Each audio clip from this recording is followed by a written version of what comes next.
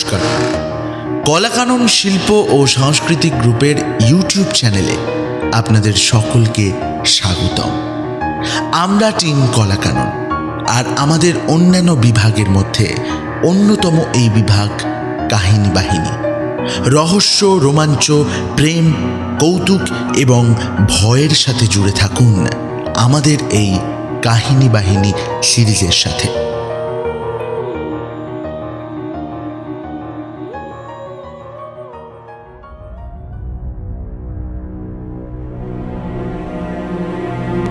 কলাকানন গ্রুপের কাহিনী বাহিনীর আজকের নিবেদন প্রখ্যাত লেখক সাহিত্যিক মনোজ বসুর লেখা রাতের আশ্রয়।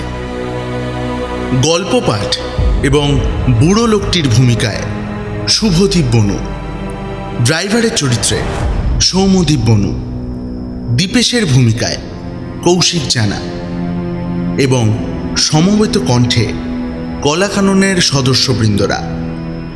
পরিচালনা এবং পোস্টার ডিজাইনে শুভদীপ বনু, সম্পাদনায় সৌম্য এবং জিৎ। শুরু হচ্ছে আজকের গল্প মনোজ বসুর রাতের আশ্রয়।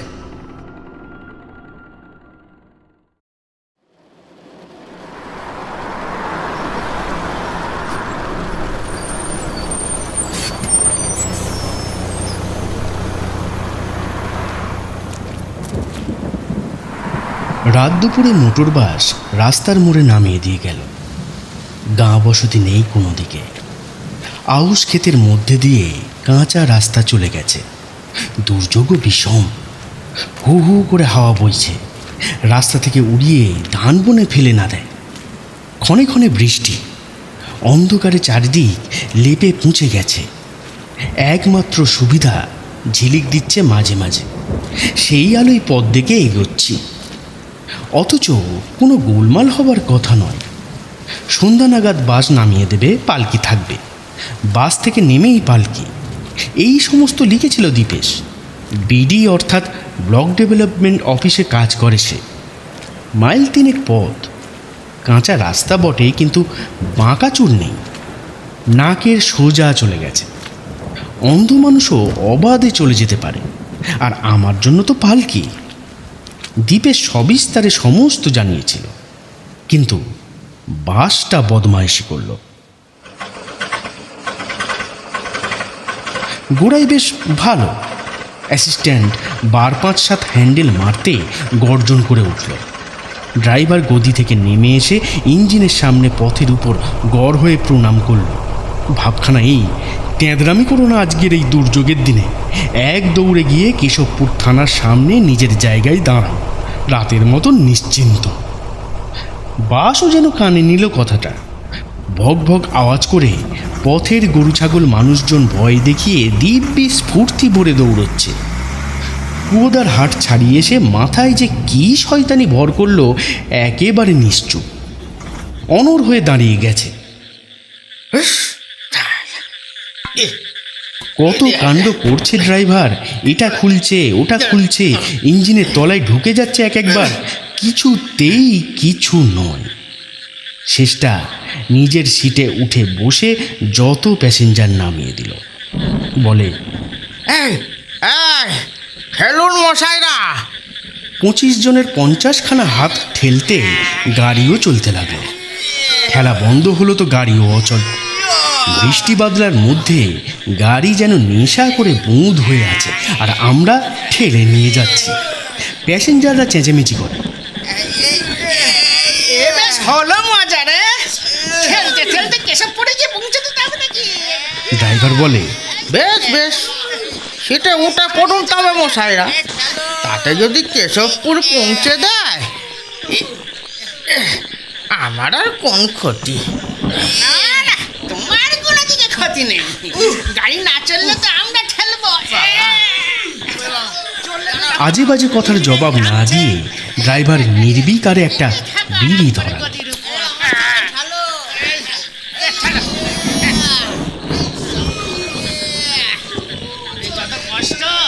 আমাদের কষ্টে ও কাকুতি মিনতিতে শেষটা বুঝি ইঞ্জিনের দয়া হলো খানিকটা। আওয়াজ দিয়ে উঠল হঠাৎ,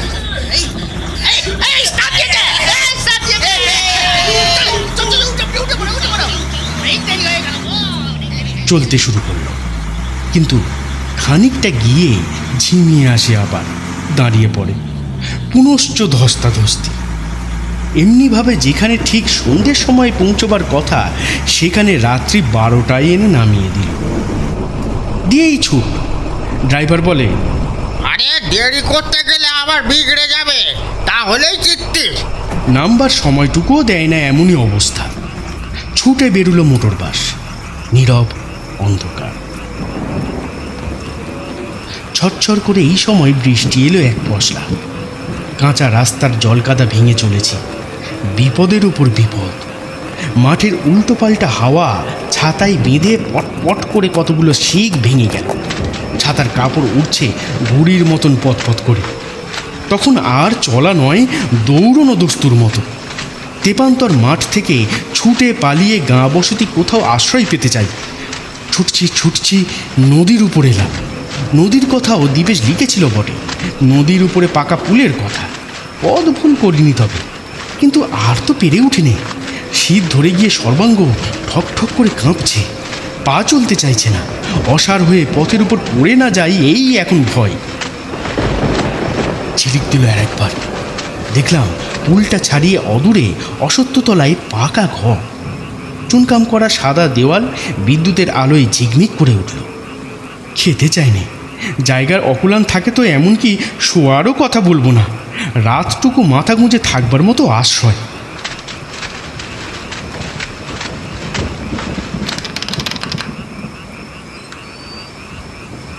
কড়া নাড়তে সঙ্গে সঙ্গে দরজা খুলে গেল। এমন নিশিরাত্রে জেগেই ছিল ভিতরের মানুষ। মাথায় আধ ঘন্টা ফুটফুটে একটা তরুণী বউ দরজা খুলে দিল। পিছনে এক বুড়ো মানুষ। বিদ্যুৎ চমকালো ঠিক এই সময়। দেখলাম কাঁদছিল বউটা, এখনো সামলে নিতে পারেনি।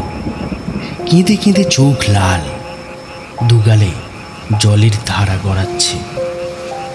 কোন দুঃখে জানি নে, ঘরে খিলেটে বসে কাঁদছিল। বুড়োর সঙ্গেই বা কি সম্পর্ক বউটার? বুড়ো পরিচয় দিলেন, আমার বৌমা। দাঁড়িয়ে কেন বাবা, ভিতরে এসো। বৃষ্টিতে নিয়ে গেছো একেবারে। শুকনো কাপড় চোপড় সঙ্গে আছে তো?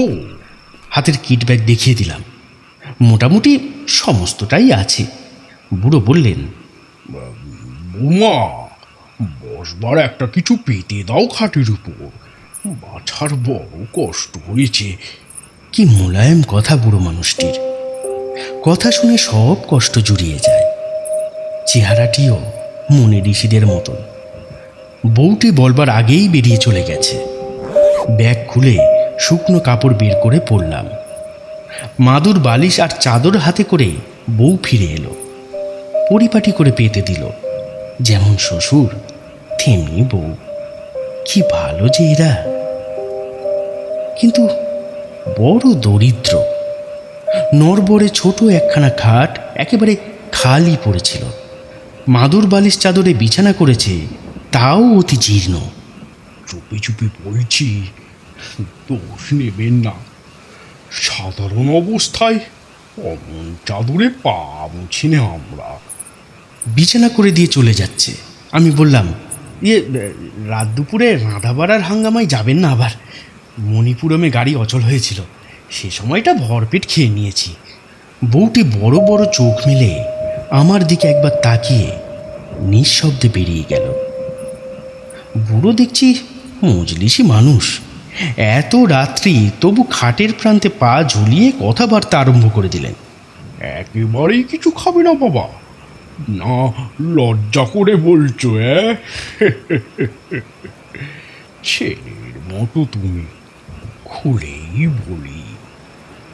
দুর্যোগে অতিথি হয়ে এলে সত্যিই ভাবনা হয়েছিল কি খেতে দিই এখন।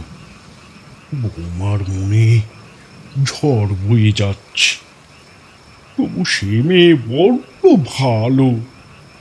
তুমি নিজে থেকে মানা না করলে এতক্ষণে হয়তো রান্না বান্না বসিয়ে দিত।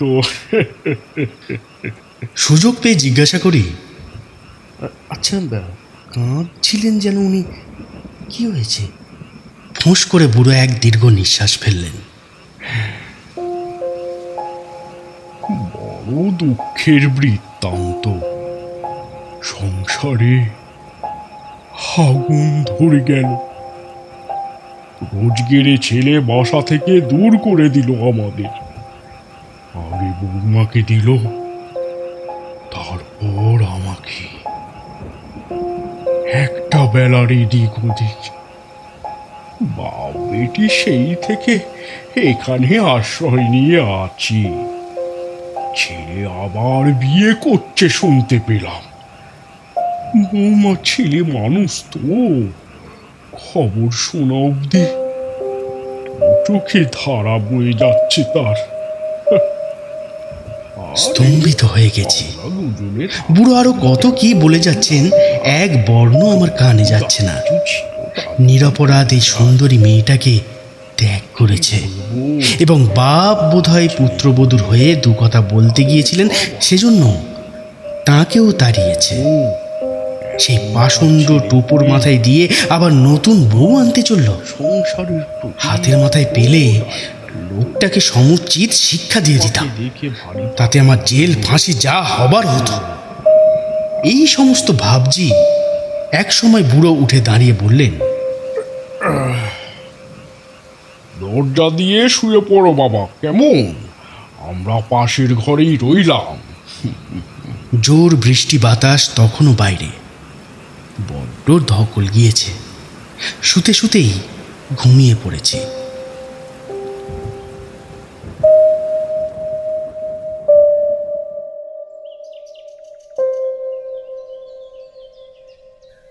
মরার মতন ঘুমিয়েছি। ঘুম যখন ভাঙল, দরজা খুলে দেখি বিস্তর বেলা হয়েছে। চারিদিকে রোদ। রাত্রিবেলার অত দুর্যোগের চিহ্ন মাত্র নেই। চলে যাওয়ার আগে বুড়ো মানুষটিকে দু এক কথা বলে যাওয়া উচিত। বড় ভালো লোকেরা। আরে সর্বনাশ, এ কোন জায়গা? ঘরের ঠিক পিছনে শ্মশান ঘাট, মজা নদীর কুলি, আধপোড়া কাঠ, ভাঙা কলসি, ছেঁড়া মাদুর, বালিশ ইতস্তত ছড়ানো। গ্রাম্য শ্মশানের যে চেহারা হামেশাই দেখা যায়। যে কুঠুরিতে রাত্রিবাস করেছি সেটা শ্মশান বন্ধুদের বসা ওঠার জায়গা। দেয়ালে সাল তারিখ সব খোদাই করা আছে। রাত্রিবেলা নজরে আসেনি। নবীনচন্দ্র মালাকার নামে কোন এক ব্যবসায়ী পিতামাতার আত্মার কল্যাণে এই ঘর বছরখানেক আগে বানিয়ে দিয়েছেন। আমার শোবার ব্যবস্থা করে দিয়ে শ্বশুর আর পুত্রবধূ গেলেন কোথায় তবে? ঘণ্টাখানেক পরে বিডি অফিসে হাজির হলাম। অদূরে দীপেশের কোয়ার্টার। স্কুলে পড়বার সময় দীপেশ অভিন্ন হৃদয় বন্ধু ছিল আমার। অনেক বছর পরে হঠাৎ এই সেদিন শিয়ালদা স্টেশনে দেখা। বিয়ের বাজার করে ফিরছে। আমায় নিমন্ত্রণ করে হাত দুটো জড়িয়ে ধরে বারংবার যাবার জন্য বলল। কথা না দিয়ে পারলাম না। সেই কথা রাখতে গিয়ে এত দুর্ভোগ।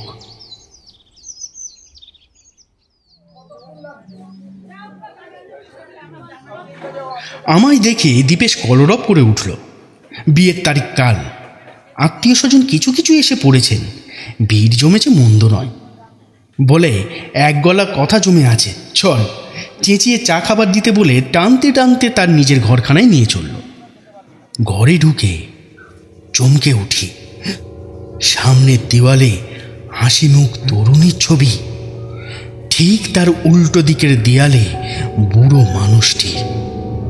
কাল রাত্রে শ্বশুর আর পুত্রবধূ সেই যে দুজনকে দেখেছিলাম। স্তম্ভিত বিস্ময়ে দীপেশটাকে জিজ্ঞাসা করি, এই ছবি কাদের? আমার স্ত্রী নীরা, আর ইনি হলেন বাবা। দীপেশের চোখ ছলছল করে ওঠে। এই কোয়ার্টারে আসার পরেই সর্বনাশটা হলো। কলেরা হয়ে দুজনেই মারা গেলেন একই দিনে, সকাল আর বিকাল। 8 মাস হয়ে গেল দেখতে দেখতে। বৌমা বলতে বাবা অজ্ঞান হতেন। বউ যেতে তাই যেন তিনি আর দেরি করলেন না।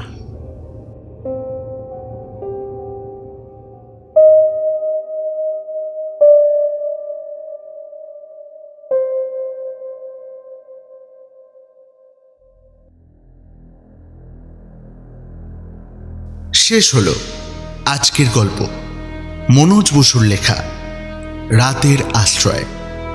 গল্পটি কেমন লাগলো আমাদের জানাতে পারেন ইউটিউব কমেন্ট বক্সে। ভালো লাগলে গল্পটিকে লাইক করবেন এবং চ্যানেলটিকে অবশ্যই সাবস্ক্রাইব করবেন, আর বেল আইকনটি ক্লিক করতে ভুলবেন না। এছাড়াও আমাদের সঙ্গে জুড়ে থাকতে আমাদের ফেসবুক পেজে ফলো করতে পারেন, লিংক ডেসক্রিপশনে দেওয়া আছে। খুব তাড়াতাড়ি উপস্থিত হব আরও একটি গল্প নিয়ে। সবাই ভালো থাকবেন, সুস্থ থাকবেন। আমাদের পাশে থাকার জন্য অসংখ্য ধন্যবাদ।